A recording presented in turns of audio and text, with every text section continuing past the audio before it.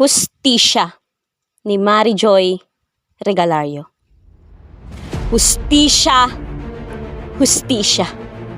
Kailangan ko ng hustisya.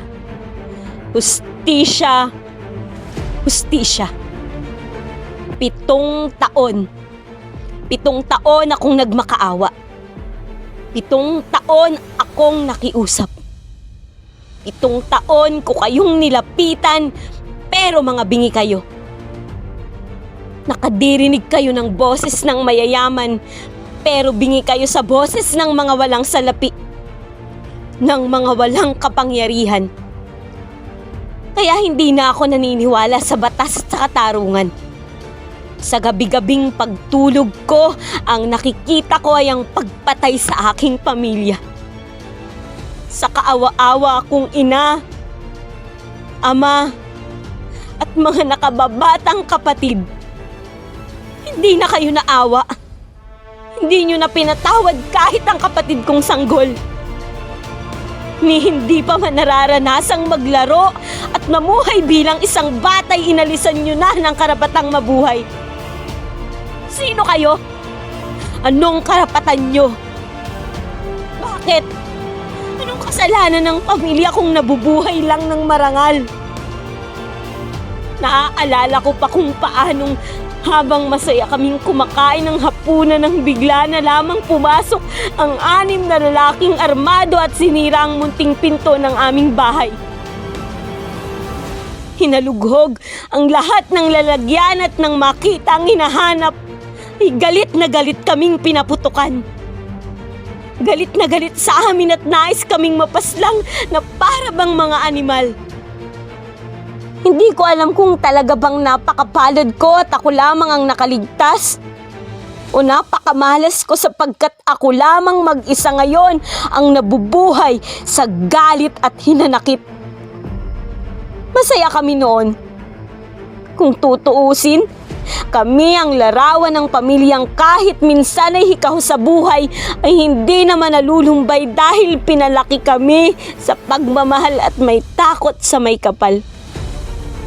Nag-aaral kami ng mabuti at ang nanay ko'y matiwasay na naghihintay sa aming munting tahanan.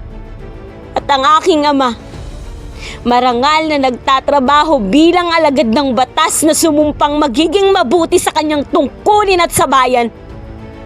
Pero hindi ko alam na dahil sa kagustuhan niyang parusahan ang mga dapat parusahan, doon pala masisira ang pamilyang hindi ko inakalang masisira. Nang ganun-ganun lang. Nagtiwala ako sa batas at hinintay ang kanilang hustisya, ngunit hanggang ngayon, wala pa ring nangyayari. Akala ko yung mga kapwa-alagad ng batas ng aking amay may prinsipyo rin sa buhay.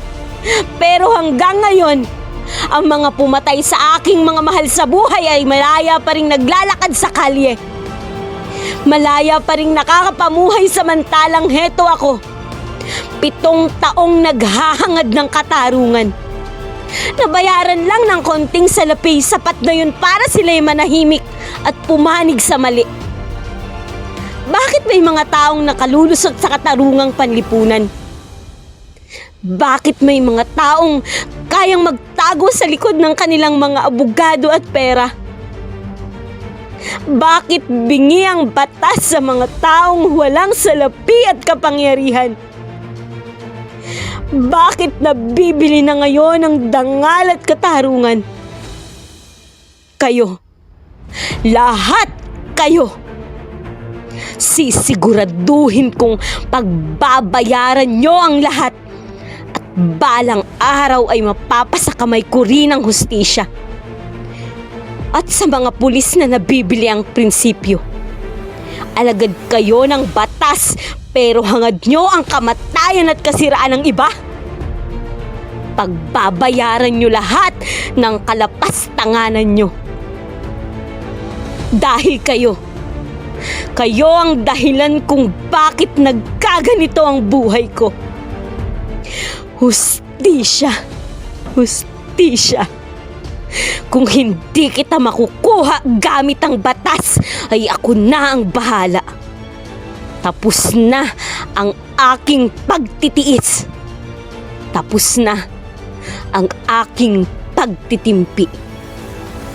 Dahil hindi na ako mananahimik pa.